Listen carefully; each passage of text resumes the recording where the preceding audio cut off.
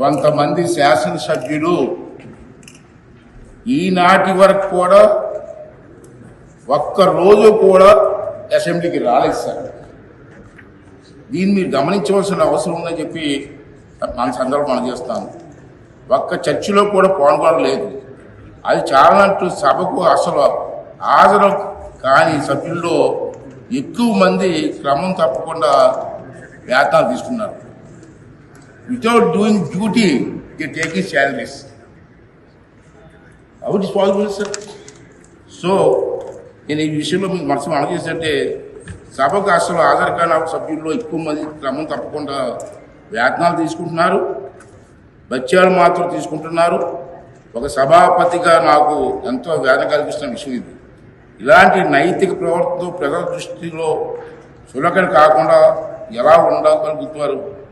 ఈ రకమైన అనైక్యత ప్రవర్తన ఎలా సమర్థించగలుగుతామని చెప్పి ఒకసారి మీరు అందరూ కూడా ఆలోచన చేయవలసిన అవసరం ఉంది. మనం చేస్తున్నాను. ఈ రకమైన వ్యవస్థలో శైలిని నిషేధించే నిబంధనలు లేవు కాబట్టి మరొక మార్గం చూపించాలని చెప్పి లోక్సభ స్పీకర్ గారికి ఈ సభాముఖంగా మనం చేసుకుంటున్నాం సార్. ఇది కేవలం ఆంధ్రప్రదేశ్ శాసన వ్యవస్థకు సంబంధించిన సమస్య కాదు. ప్రజలు ఇలాంటి ఉదాహరణ చూపించి ప్రజాప్రతినిధులందరినీ ఒకే ఘాటను కట్టకూడదు.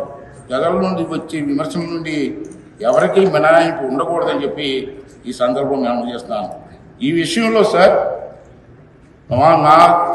నా వైపు నుంచి 2 సూచనలు చేయదలుచుకున్నాను.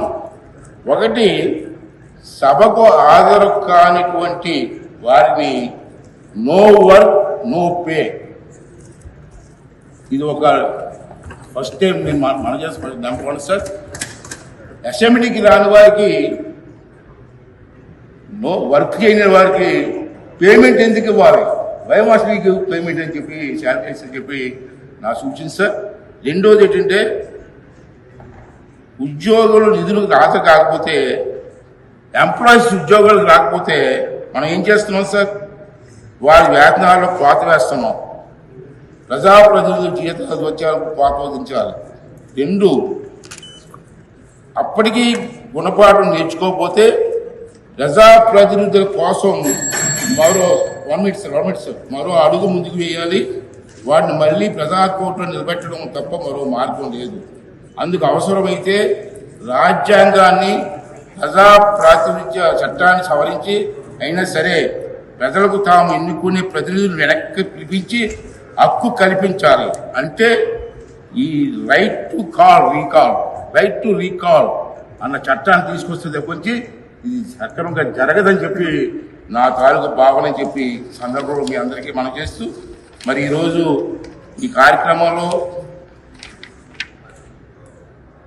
నాకు అవకాశం కల్పించి మీ అందరికీ కూడా ధన్యవాదాలు తెలుపుకునేటువంటి అవకాశం కల్పించినటువంటి పెద్దలందరికీ కూడా మరొకసారి నా ధన్యవాదాలు తెలుపుకుంటూ, సభలో ఉన్నటువంటి పెద్దలందరికీ కూడా నా నమస్కారాలు తెలియజేస్తూ సెలవు తీసుకున్నాను. థ్యాంక్ యూ అండి.